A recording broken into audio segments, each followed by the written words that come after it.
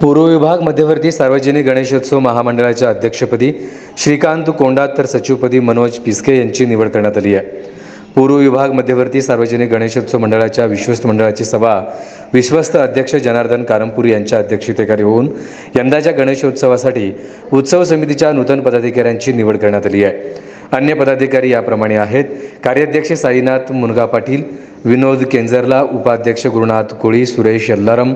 अविनाश मंगलपल्ली, शुभम एक्कलदेवी, प्रशांत देवकर, लक्ष्मण मंजेली, सोमनाथ बनपट्टे, सहसचिव सुनील गौडगाव, प्रवीण बत्तूल, सागर मामड्याल,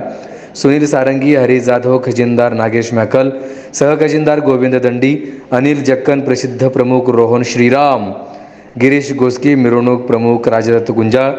नागेश मंजेली, स्वयंसेवक प्रमुख किशोर घोडके, संतोष कातम, चिन्ना गजेली, सुजल ताटीमापूर, संतोष श्रीराम, महादेव देशमुख, कार्यालय प्रमुख नरेंद्र बोम्मैन,